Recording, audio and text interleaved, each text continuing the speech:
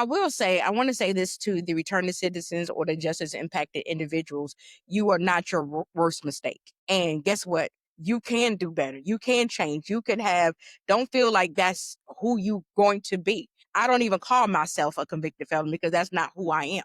I take every day like, it's my last day and try to do the best that I can do. And for the people who never had it, stop being so judgmental. Stop it, because anybody can get into this situation.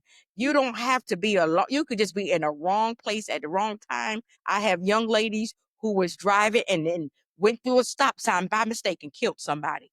They didn't wake up that morning. I had a DoorDash worker. She was driving and didn't see the child and hit the child. And, so anything could happen. So don't be so quick to judge people or say, well, I'll never do this, but find out ways how you can help reduce the recidivism. Hi, I'm Helen Blocker Adams, host of Reset to Reinvent podcast. And I'm Vanessa, CEO of Talent Connect. We have connected our talent as women entrepreneurs, and I am pleased to announce Talent Connect as a founding sponsor for our popular podcast. For any of your staffing, payroll, or other business services needs, be sure to check out our website at talentconnectga.net. That's talentconnectga.net. And don't forget to subscribe to our popular YouTube channel, Reset to Reinvent YouTube channel.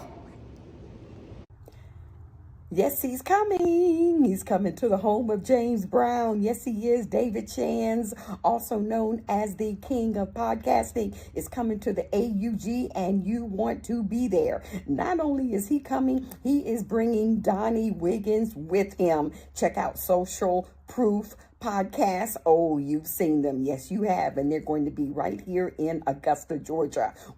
Thursday, April 23rd.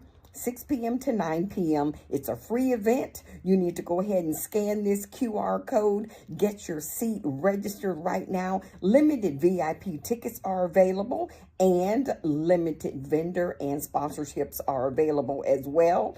Oh my goodness. We're so excited. We are so excited about having David Shands here in Augusta, Georgia, the home of James Brown. So you want to be there? It's a free event. We'll see you there.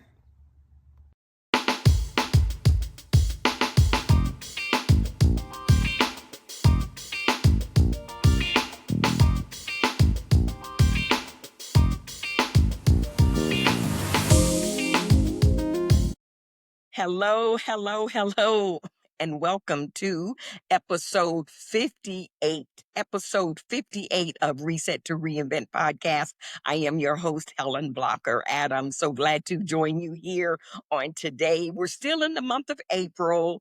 April is designated as Second Chance Month, and we're giving a guest that we've had on our show before a second chance to come back. And it's not because she did anything wrong. She is back by popular demand. Now, let me tell you, and I'm going to share with you, Melisha, and our audience, what I mean by that and what kind of numbers. Our numbers shot up in terms of views, and it's just, and shares and likes and all of that. So this has been a very special month, Second Chance Month. If you haven't had a chance to listen or watch our other episodes this month, I encourage you to go back and take a listen because we've had some good stuff. But this episode is with my dear friend Melisha Johnson, and I want to welcome you back, lady. Thank you. Well, I'm glad to be back. I'm telling you, I'm glad to be back. And you know what's so exciting is, okay, so when I said that back by popular demand, okay, so we had one clip, and I don't know if it was the first or the second clip, but we had one clip from that full episode that had 5,106 views. Now, let me just put that in perspective. Excuse me, let me just put that in perspective. Most of my, what they call magic clips, opus clips, may generate 100 views, 300 views, 800 views, 1,000 views, 2,000 views, but never 5,000, 5,100. So, and it just so happens that's the one the headline of that, it says sentenced to 144 months, 12 years, dot, dot, dot, dot, dot. And apparently that sentence, those words just blew it up. So, I'm curious, what is it about those words? And I know you've seen that clip. What is it about that clip do you think that resonated with people so? The amount of time. The amount of time, so people are trying to say, "Okay, what happened for her to get that amount of time?" Okay? So I'm believing that's what it is. When they saw that 144 months, they know that's 12 years. Like, what happened? You know? But what was behind that? Because we know that, you know, a lot of times people who's getting that has maybe, a massive amount of drugs or whatever the case may be. But now, and then I also know that prison reality is kind of up there now. Prison reality shows and different things. So it's like people are fascinated with prison now. They like to hear the stories. There's a lot of injustices that take place in the courtrooms. There's other people's family that's fighting for their family. So what happened? Let's see. Let's see if she can help us maybe, or how we can go from there. You know what? Since I hadn't really thought about the prison reality shows, and you're right, they are. I mean, I have gone on a binge watching like 4 or 5 or 6 episodes in a row because. Just like we talked about the last time, and just for you, for those of you who didn't see the full episode with Melisha, it was episode 52. So go back and listen and watch episode 52 because it will, I mean, it's mind-boggling, it's mind-blowing. So here's what I want to do, because there is a reason that I brought her back. Yes, I do want you to talk a little bit about your story in terms of what happened, kind of in a condensed version, and why you got the time that you did, and then talk about the time that you served, and tell us a little bit about your story, which will set the stage for the rest of today's conversation. Okay, so it was probably back in 2009. I was in Augusta, Georgia, and I had my own business called Memory Makers, which was an event planning service. And while I was there, and let me say this, that I had been incarcerated prior to that time for financial crimes. Okay, so I'm on probation. I'm ready to start fresh. I'm ready to start new. And then I have a friend that come in and say, "Melisha, I need some help." And I was like, "Well, I can't help you, with the amount of money she wanted me." So she gave me a check and she said, "Tell me what you could do with this." And I took that check and I added it to our business payroll. Now, grant you that that check didn't belong to Memory Makers. So I started producing payroll out of it so she can get the money. And to make a long story short, um, you ever heard the saying that says, you know, greed, and then if you feel like you got away with it and then you keep getting away with it, or I said so many times, "This is it. This is my last time." And it just kept going. It kept escalating. Somebody else would come new, a bill would happen, death would happen. So it just continued with the money, just keep coming and keep doing the payroll. And so when you talk about the greed and the idea that, okay, hmm, was kind of easy, maybe I can do this again, is it almost like a drug that you're chasing? Is that the feeling that you're getting? Yes, it was definitely an addiction, and people don't understand it. I never used drugs or alcohol like that. So that was like another rush, especially when you got away with it. When you got away with it, it was like, and I remember the first time that it happened, I said, "That's it. That's it." And she came right back again. And because I lived this life of trying to please people and trying to make other people happy, I'm helping them. And then guess who's holding the bag to it? So, I definitely had an approval addiction. I definitely had an addiction when it came to trying to make people happy and to be accepted, and like my identity was totally shattered. Approval addiction.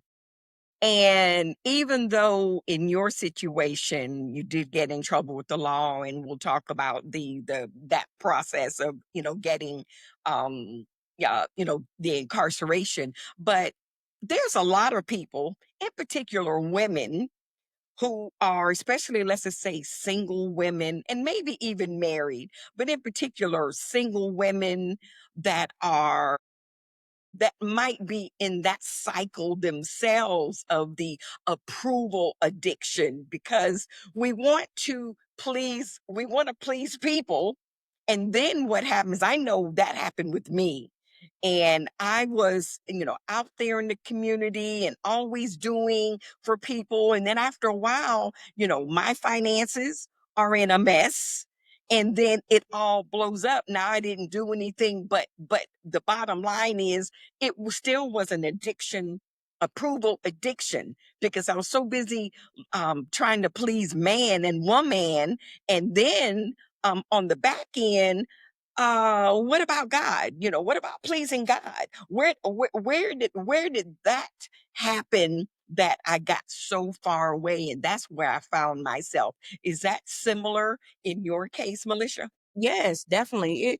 And a lot of times it's not. I used to like talk about people and say, "Well, you could stop this whenever you get ready." It's not that easy. Addiction is real, is real. It's called addiction for it. Just like eating. You know how, like you say, I'm finished with that and I'm not going to eat that, and then boom, you sitting there binge eating again. And for me, Miss Helen, I use it as a coping. You know what I'm saying? I don't smoke, I don't drink, so that was my coping. That's what helped me at that time. Uh-uh. So and it just led on and it led on. I was sick because I hated what was happening, what I was doing, because yeah, I still have that spiritual side of me too. I had the human and I had the spiritual, and I was sick and I was just tired because I saw it happening, and different other people getting involved and everything. And before I got caught, I left because I knew eventually it was going to really. And I think we talked about it on the last time that the detective that wanted me, he wanted me something prior. Okay. See, this was new stuff. Ah. This was new stuff. So I couldn't. So that's why I ran. That's why I left. Tried to take my life. While I ran to New York, the US Marshals called me and just pretty much told me, he said, I talked to too many people that know you, and I believe you're going to turn yourself in. And I eventually did, but I took a bottle of pills. I ended up at a rural medical center in South Carolina. I think it was in Aiken at the time, and heavily under mental health medication. Didn't love my life, didn't want to have anything to do with the Lord because I got tired. I was like, how did I get myself in this situation again? And I just felt like I was just doomed because I really felt like I could not stop. It was something that was eating at me, and it was something that was hurting me, until I got into Richmond County Jail.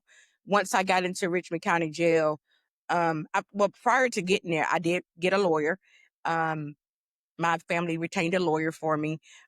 He told us how much money he wanted. And when I got to the Richmond County Jail, I just knew that I was going to see him. I knew that he was going to come because we paid him a substantial amount of money. He already promised us we're going to get her in some type of treatment, all that stuff. My aunt, I talked to my aunt. He came to see me and told me, he said, well, we didn't get all of your money. And my aunt said that she wanted to wait and see what he was going to produce before we make another payment. But he was just letting us know that's not how he works. So, um, against, better judgment, I told my aunt, go ahead and pay him the rest of the money. And I did not hear from that man until the day before I signed my plea agreement and went to my plea agreement hearing. Um, So how did you find out about so was he communicating with someone else in your family? How did you even know what to plea? How did Didn't. I didn't know. I knew that I was guilty for certain things, so I wanted to know. But grant you, I was heavily under mental health medication. But when he finally came and talked to me, I never forget. It was on May 4th, of 2011. He told me, he said that you probably would do only 18 to 24 months. Now, let me tell you, there's something different between the state of Georgia and being sentenced federally. Federally, you have sentencing guidelines that you have to go. That crime carries a certain sentence, but it all And you have to serve that time and on the felony on the federal level, right? you still can do supervised release, but Okay. the problem for me, I have a criminal history. So even though that charge carried 18 to 24 months, I was considered as a level 6 because of my criminal history. Okay. And the levels go to how high? I think it's 6 or 8. I can't remember. I think it's Okay, 6 or okay. 8. So that would be considered high then, a Yes. level 6. Okay. Yes. Just for context. Yes. And he didn't explain that to me. I never been involved with the feds at all. I had state sentences. I know pretty much if the government say we're going to give you 18, 24 months, that's what you're going to get. But because his lack of investigating my background, seeing everything that was involved. So I signed that plea agreement based off of me getting 18 to 24 months. And in that plea agreement, it said I couldn't appeal, I couldn't challenge my sentence or anything. But I did not know that because, like I said, I was under mental health. I went under the advice of my attorney that I was going to get 18, 24 months. I knew I was guilty, so why not sign it? And you know what someone might just say is, well, why didn't your family, why didn't they know anything different? But I'm thinking that most people do not know the rules and the laws as it relates to someone getting in trouble with state or federal. I mean, how would we? And then there's a lot of families, let's just say you may have been a first or second person in your family that even got in trouble. So it's like they didn't know and they didn't know the ramifications of you signing that plea agreement, did they? No, not at all. Matter of fact, when I signed it, they didn't even know I signed it, until I went to court. But they definitely have no knowledge of any type of legal anything.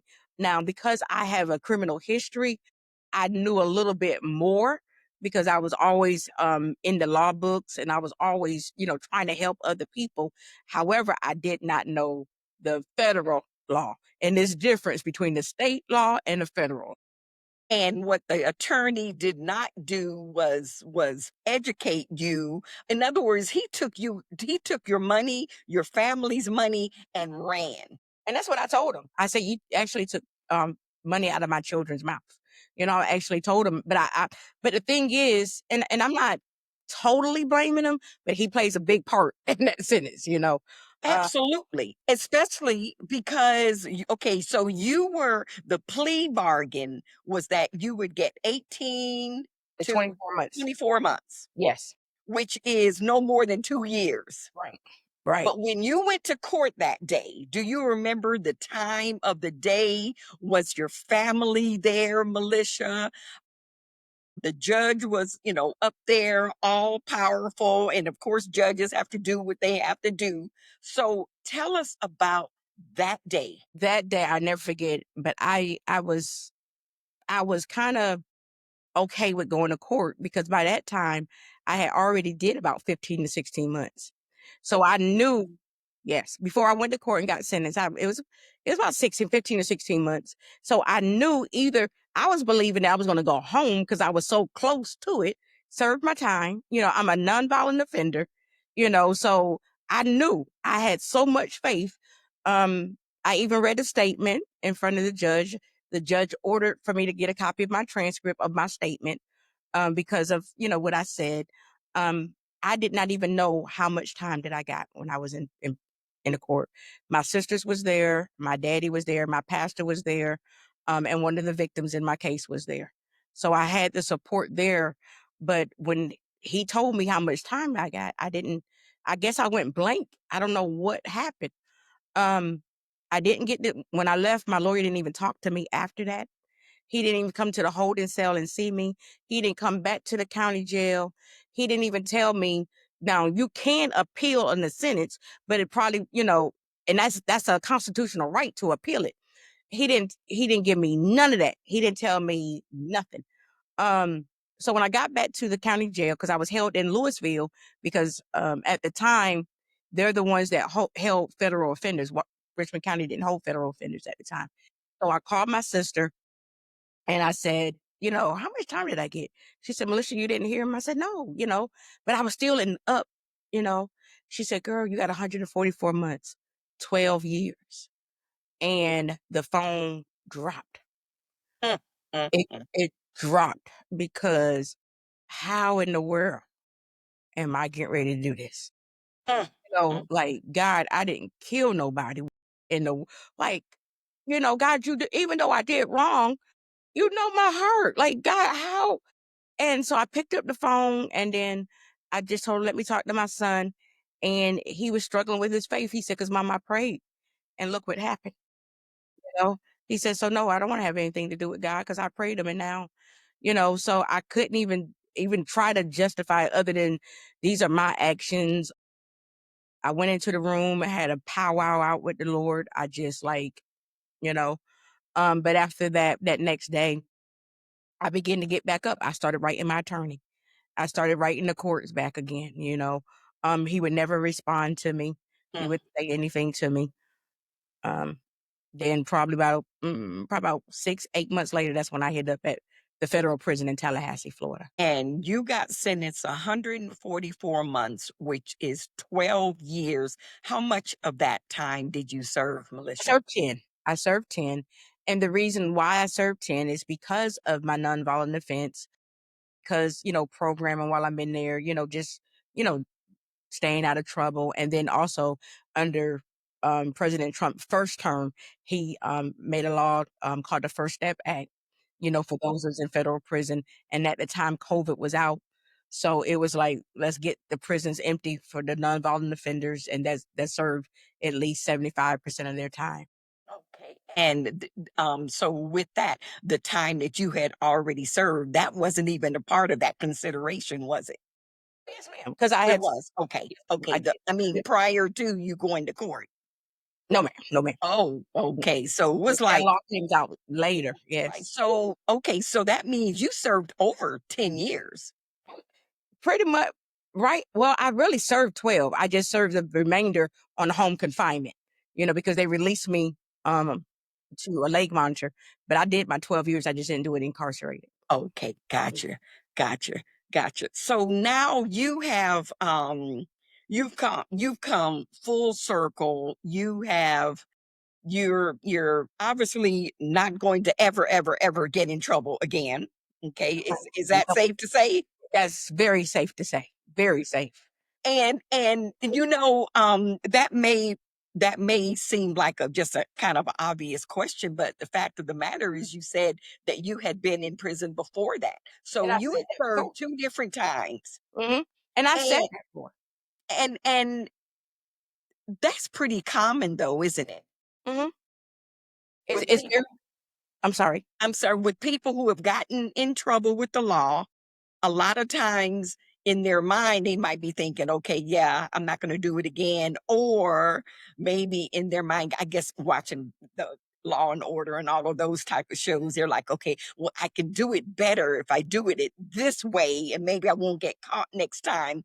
So is it safe to say that a lot of people who have gotten in trouble, gotten incarcerated, had to serve time, end up going back again? Yes, ma'am. Yes, ma'am. I've seen people while I was there during my time come back 2 or 3 times.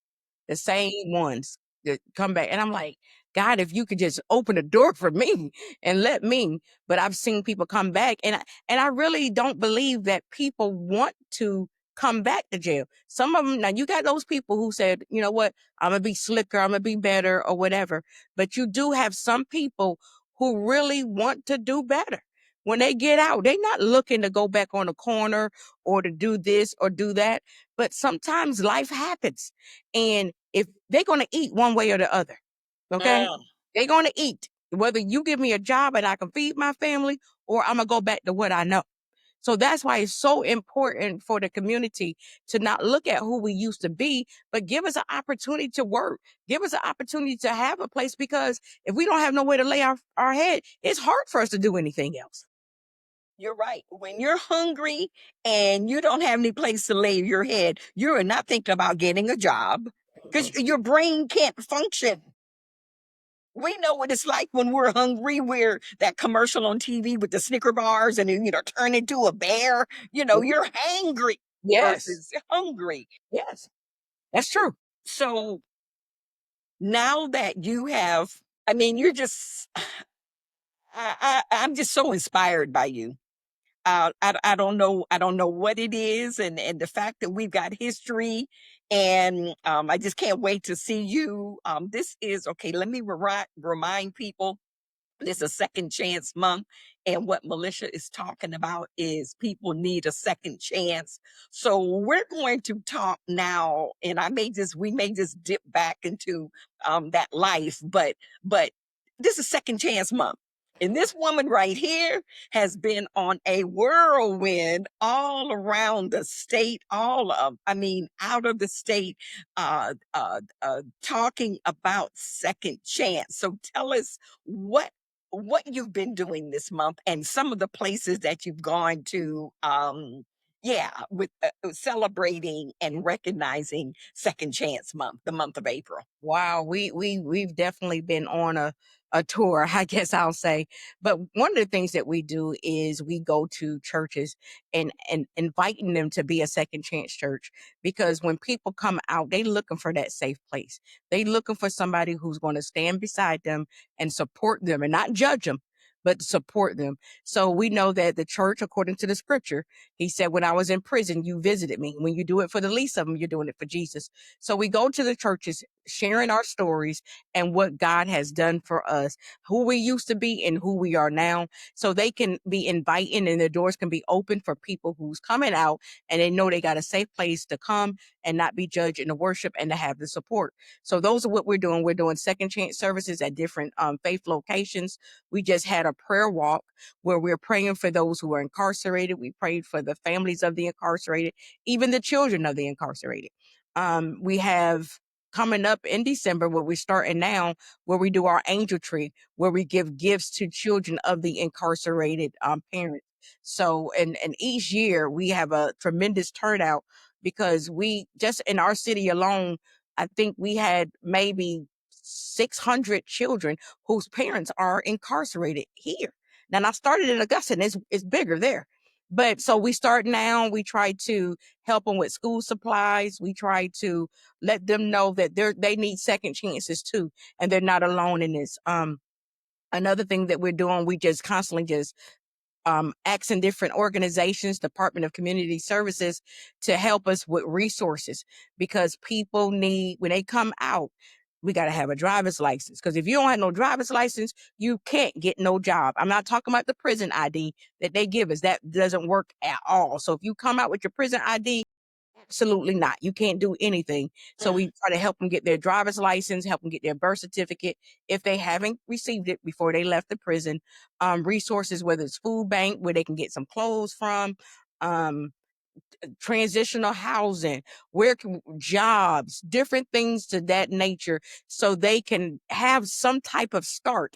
So we're just building up organizations to come and join us. If you got a service that you can provide, whether it's a resume service, whatever you could provide for people coming out, that's what they need. And I'm gonna tell you this: they don't have no money. Okay, so when you say, okay, I have this, but they coming out with no money. Okay, so, but these are what we do, and we just try to help them with hygienes when they come out. When they come out, one of the things they want the most is a good meal. So we go into different restaurants, asking them if they can give us gift cards or whatever. So when they come out, we know that they got a meal that they can eat. So these are some of the things that we're doing this month, just spreading second chances all over our state, whether it's the faith leaders or just regular community leaders, businesses, whoever it is. We just want to know that we all need a second chance, and that's what we do. That's what we do. When you're in front of an audience in a church, and a lot of times there's a lot of judgment in the church. Let's just keep it real. So, and judgment in general. But what has been, with all of the speaking engagements that you've had, what has been the response from people after I don't know if they're as inspired as I am, but what is the response of the people after they hear your story? And then the second part of that is, what are they doing? What are they talking about doing after they've heard you and the other speakers? The response is great. It's greater than I thought it was going to be. Because I was looking, be afraid, telling your junk and your story. What are people going to say about me? But a lot of times they'll come up and say, thank you for sharing that. Thank you for being transparent. My son's in prison. My granddaughter's in prison. Oh, you just blessed my heart because that same thing that happened to you happened to me. So those are the kind of responses that I get. I get a lot of hugs for being courageous, of us telling our story, just being raw and transparent with our story. We're not sugarcoating it. We just being real. They'll tell me, well, I got a granddaughter. Can you talk to her? I got a grandson. Do y'all have, what kind of resources do you have? Now the response, that's, what you get. But a lot of times people are so into our ministry. They said, we love what you do. How can we help? If I give you this, what would these dollars go to? And so I tell them a lot, especially mothers, that their sons can't come back home, but they'll pay for a place for them to stay. They can't come here, but we want to make sure he's safe. So a lot of them are give us money to help them get in a rehab or a transitional center, because they won't put the money in their hand because they don't tell them what they'll do, but we'll lead them in that direction.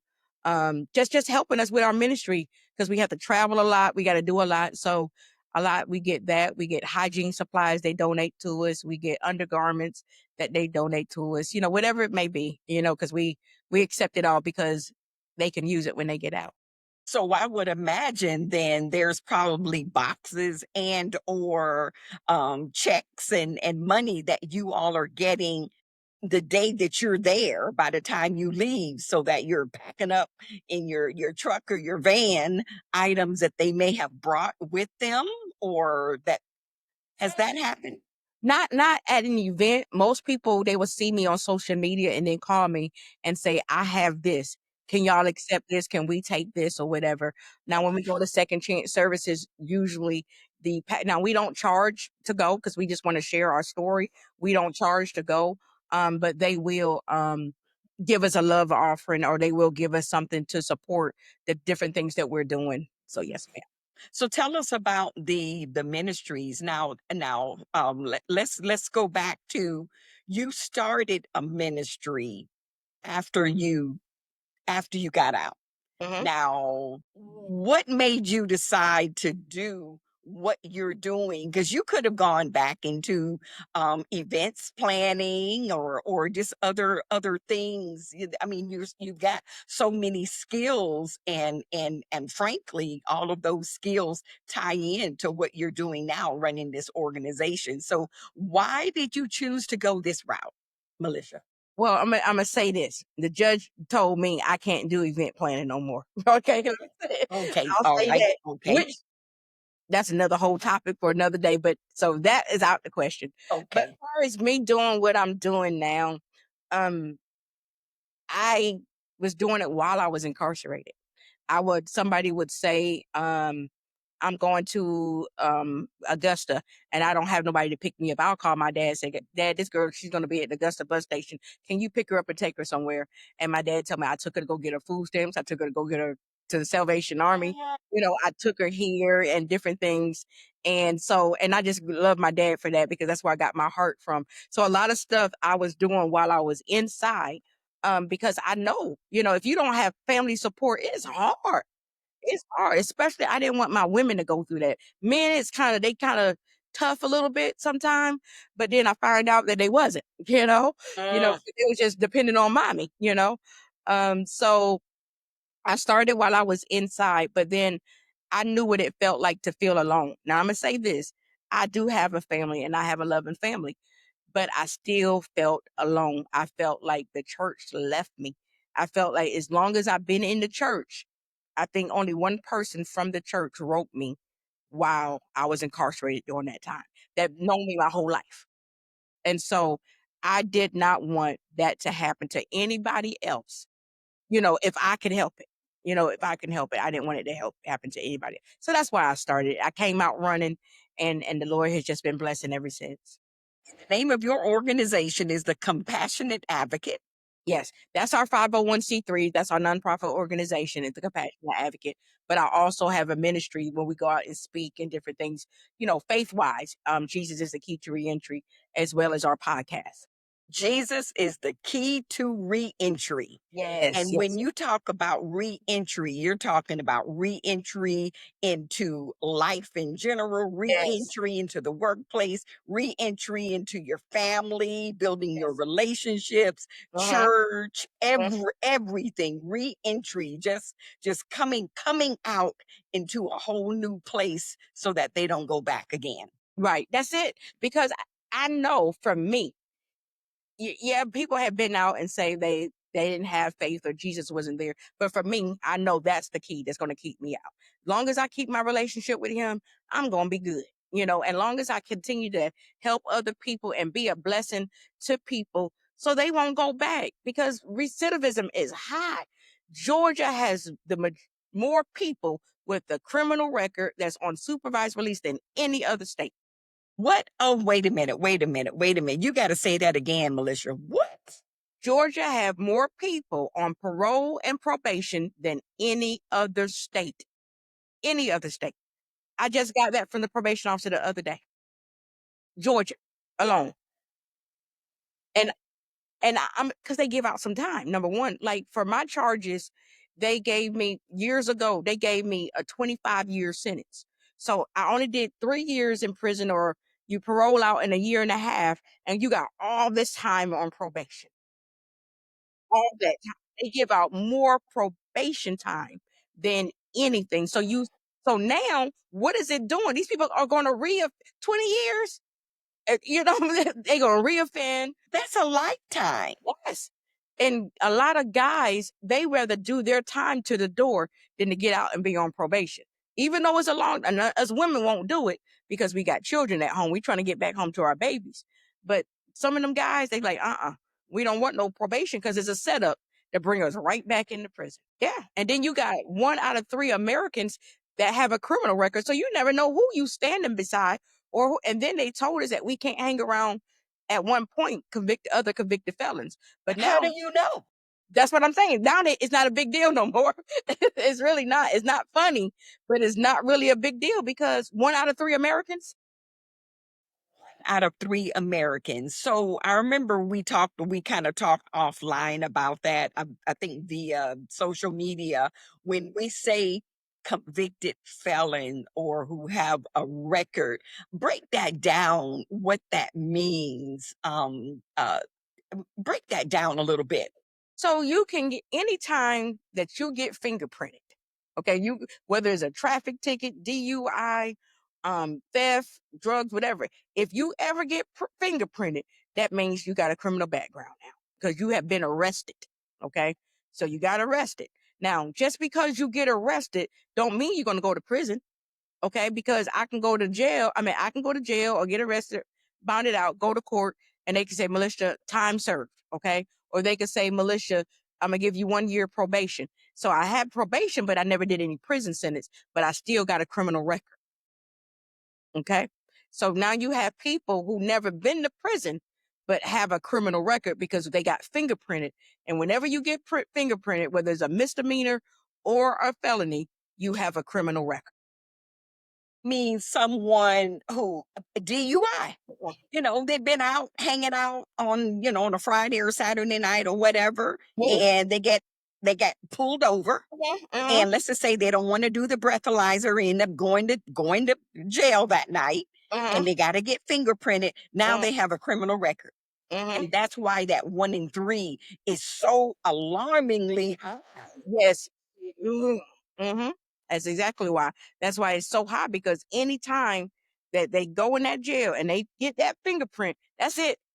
Now, years later, you can do first offenders. Like if you do first offenders, what they would do is, okay, I'm gonna give you 5 years. If you finish a year successfully, then we'll take the rest of the sentence away from you. What do you mean by finish a year successfully? What does that mean? Okay, so if they give them a 5 year sentence, they do 1 year in prison or 1 year on probation. and they complete it without getting any other trouble, Oh. they'll take the rest of those 4 years and it'll come off their record if they plead first offenders. Okay. But if they don't plead, Okay, hold that thought. Now, what if they do that and then get jammed up the way you did? we got to do all that time, every bit of it. No, I mean in terms of you were told one thing, but then you got another. So are they going to tell them the same thing, or is that different? I haven't seen any unsuccessful first offenders because Okay, they give you that sentencing paper. There, gotcha. and so it's a 5-year sentence. Serve one, your probation will be terminated after you do it. I haven't seen. Not saying that hasn't happened. Right. Okay. I haven't seen it. Okay. Okay. Yes. All right. All right. So I cut you off. So keep going. Okay. So you got the first offenders, and is there a second and a third offenders, or is it that's When it? you get if you ever plead, and I tell people all the time, if you plead the first offender, you got to know for sure that you finished doing your junk. You got to know. Don't be trying to say I'm just going to go out with my girlfriends at night and I'm still going to drink or I'm gonna smoke here. If you mess up on that first offenders, they got you. Okay, that's it. You're going to serve the remainder of that time. Okay. Now you got your habitual violators. You got those who have been arrested multiple times for the same thing. They can get you as a habitual violator. And I've seen people get life sentences for that. You know, Now, that someone, would you say, I mean, I don't want to put in under under one umbrella, but a habitual offender, that's somebody who just don't care. well, I can say that, yes. And I will also say, it could have been they was younger. Say for instance, they were selling drugs when they was 19, got arrested. They got arrested again at 21, and they've been doing good. And then at the age of 50, then something, their son, they was good, but their son has something in the car or a friend. And because they was in that car, they going to be charged as a repeated offender or habitual violator. What? Yes. And them past sentences counts. So it's almost like you need okay, so someone who's gotten in trouble with the law, you almost need a manual, a book, kind of a, law, federal crime, criminal record for dummies, so to speak, Hmm. so that you can be able to track. You almost need to journal and say, okay, it's April the 14th, 2026. I've got this 5 year over my head, and I need to track and make sure that I don't do this and don't do that. So it's like you're under a microscope for years. You can't really live. You're living in a bubble. And That's so you're telling me pretty much that 1 in 3 Americans are living like this now, whether they're conscious of it or not, or being intentional about it. Melisha, this is crazy. hmm and I had just had a friend the other day. She was was in a domestic violence situation, and he hit her. She called the police, and she went to jail. And I was talking to a chief of police about that. She's calling you for protection, but she goes to jail. She's on probation, okay, already. So she's scared because I don't want to go back to jail, Melisha. I don't want to go back. So she goes to court Friday just to see what the judge is going to do. But I think they recommended for her to get on home confinement or something that she can't travel. But she called the law because she was in it, because you never know what can happen. That's right. But because we're on papers, because we have the background, guess what? We got more to lose than anybody. And I tell people all the time, stay away from dramatic people. Stay away from those people that just want to call the police just for nothing. Because guess who's going down?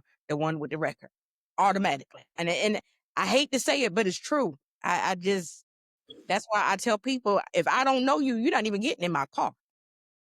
So, and the majority of people who know me know that I don't deal with nonsense. If you got a tendency of drinking or drugs, uh, uh-uh, it's not happening here. Right. Right.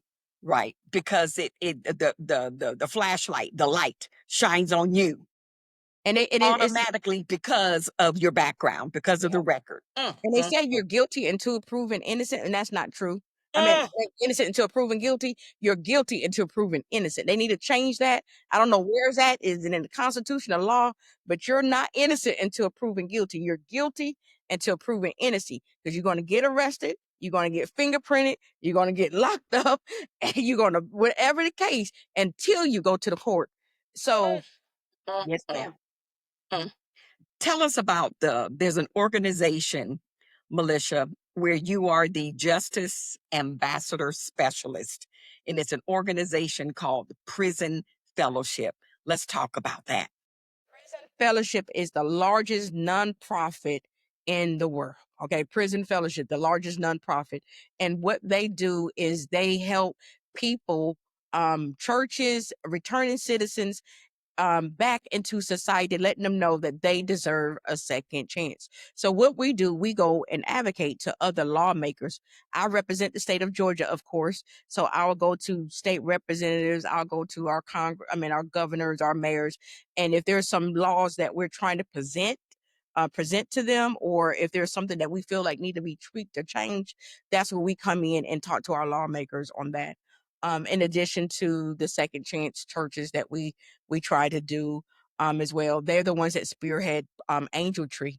It was started by we don't call them inmates, so I'm just saying that. So if you hear me say returning citizen or justice impacted individual, because we took that name out because we feel like that doesn't boost the morale up. Right. So a person that was formerly Justice impacted individual, yes, yes, yes, or returning citizen, either one. returning citizen. Okay. So Okay. that's what we do at Prison Fellowship. We spearhead the Angel Tree. We go here and talk to these lawmakers, advocating for change, especially when it comes to our justice impacted individuals, their families, or whatever. So we just travel throughout the state. They the one that started Second Chance Month, and some of our governors, our president took place in it as well. Just going around state to state trying to help not just returning citizens, like I said, or JIs, but their families and their children as well. So it's a great organization to be a part of.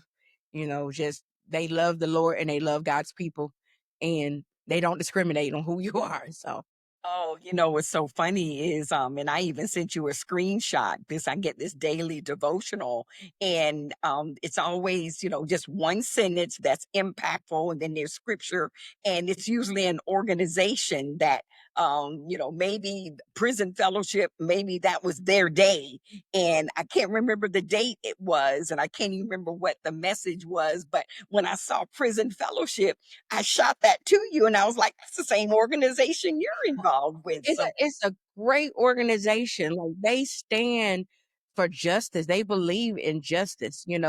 We do believe that some people deserve to go to the prison. We're not saying that, but we want justice to be served. Whatever that looks like.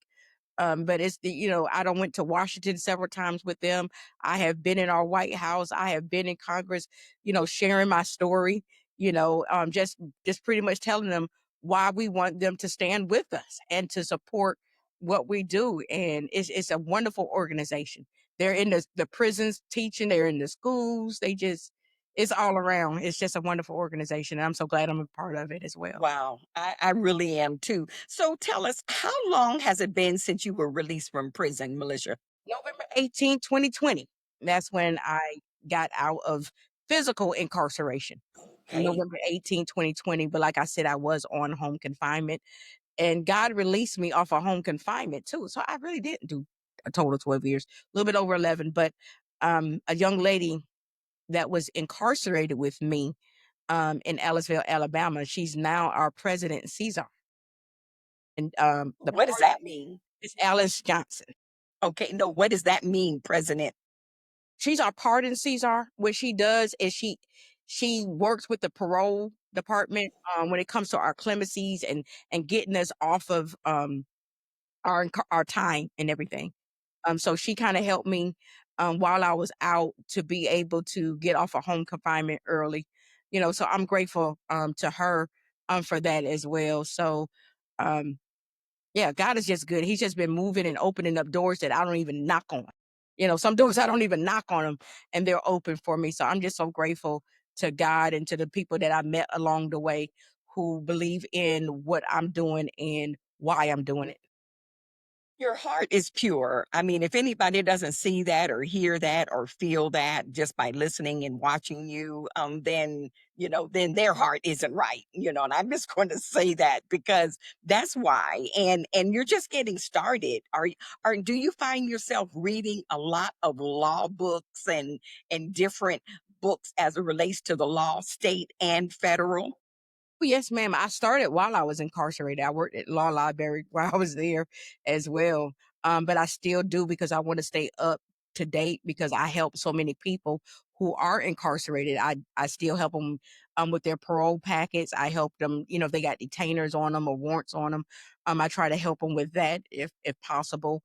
I deal with a lot of lifers right now because some people have got sentenced under the 7-year law because it used to be 7 years and then it went to 2014, then 21. Now there's no end. And some of them are still under that 7-year law and they're still incarcerated. So I try to stay up on law so I can be able to help the ones that I serve. Now, for people unable to afford an attorney and then they get a what is the name of that attorney that they're assigned if they can't afford attorney? Public defender. I was going to say, So, and I know there's a place for public defenders, but let's talk about the ramifications and the seriousness of people who cannot afford an attorney. and I'm saying this respectfully. The public defenders is so many is less of them and it's so many people who can't afford an attorney. So Mm, what they do, so they have 4 or 5 public defenders, if that meaning, and you got 300 people that you got to try to represent or see. mm. And so you already know what they get. They don't see their public defender till they pretty much go to court. They don't see them, and then they get I hate to say it, but they get the short end of the stick. You do have some public defenders that will try to do their best, but they're so overworked because overworked and a lot of if you're getting in trouble, you really can't afford no attorney unless you're doing something where you saving up some money. But a lot of times they gonna get your money. You know what I'm saying? But so you pretty much stuck. And that's where a lot of these um long prison sentences are coming from and people going to prison. You find out now that a lot of people have been innocent and coming out is because they didn't have the proper representation, which is our Sixth Amendment right, is to have effective assistance of counsel. So they give you counsel. And whether they're effective or not, you got to go through the process. And But check this out. You had a representation that you and your family paid for, and he didn't do you right. So it's almost like a public defender or paying for an attorney. I mean, you're in a and I thought that because I had a paid attorney, I felt like he was going to do me correct. And he did it, and I could have did it by myself based off what he did. I could have represented myself based off what he did. And yes, ma'am, he got paid. And there's a lot of lawyers out there too because they already have our guilt already before we even go to court. I've heard one public defender said that I'm just going to make sure that no rights are violated, but you guilty anyway. So they don't even try to defend you. They just said because you're already guilty, I'm just going to make sure that your constitutional rights are not violated. And the biggest lawsuit or the biggest paperwork that comes back to the courts from people who have been sentenced are ineffective assistance of counsel. That's the big. My lawyer did not do this. My lawyer did this. Conflict of interest with this one. That's the biggest thing. But a lot of cases are being lost because they have no knowledge of law at all. When I got sentenced, they told me I had to file this paper called a 2255. I got it from my library and I just began to fill it out, not knowing what I was doing. So guess what? It got denied, and they told me lack of legal knowledge. It doesn't help you. Just because you don't know it, that don't mean nothing. So that's all we have. So I didn't know it. So I wound up still, losing. I've been filing the paperwork, but while I was in there, I was doing as much as I could do to learn so I can help other people because I was pretty much signing that plea agreement. I was stuck. So let me help these other people. Let me help these ones that's in the county jail now. Let me know what you're getting ready to get into. Let me tell you what a PSI is. Let me tell you about a waiver. Let me tell you, because once you sign it, it's almost none, unless COVID come back again, because that's pretty much what got me out is COVID. So, Melisha, it sounds like, I mean, there's only going to be but so much you can do as an individual. With your organization, are you, with your organization and your ministry and prison fellowship, are there like train the trainer type of sessions where people like yourself can train someone else to be able to help someone else in trouble? Because that's what it sounds like. Because if you got 300 people that's in trouble and you've got 300 the people that needs to go to court per one public defender, that's a number we're throwing out. It may not be the exact, but it sounds like it's pretty close. Well, also sounds like there's that many people in trouble that need someone like a militia to help them, or at least give them some guidance on what to do. And yes, and there's a lot of organizations that do. I'm not even going to say who's right, because there's some shady people that's out there just to get their money as well. But the thing that I'm not able to do, because I'm not a lawyer, so I can't practice law. Okay, now I do try to assist them with some paperwork, but I can't, because I'm not an attorney. I can't practice the law. But it's out there. But because they're going to need an attorney when they go to court. They're going to need an attorney when they go to court, and a lot of judges do recommend, if you can't afford one, to get a public defender, just so you won't be railroad, because it's possible. And right now, and I'm talking to some DAs and some counties now, and I'm just building relationships with them so they can be able to help me with my people. But the, when you represent yourself, you're pro se. Okay, so you're a pro se petitioner. That means I represent me.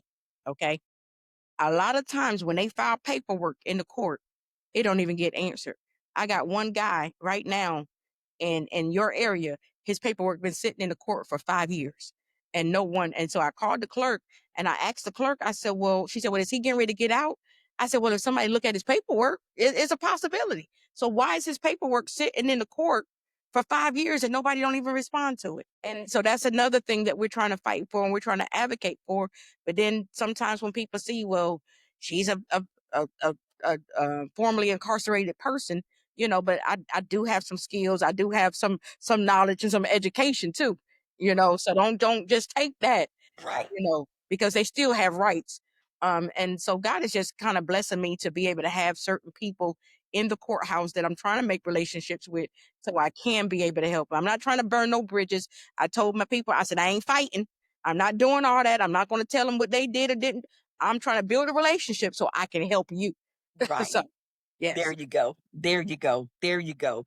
Melisha, now, I mean, backed by popular demand, and this is worth every minute that we have had this conversation. Is there anything else that you want to share with my listeners here on Reset to Reinvent podcast that maybe we haven't addressed that's important as it relates to the topic that we're talking about here today? I want to say this to the returning citizens or the justice impacted individuals.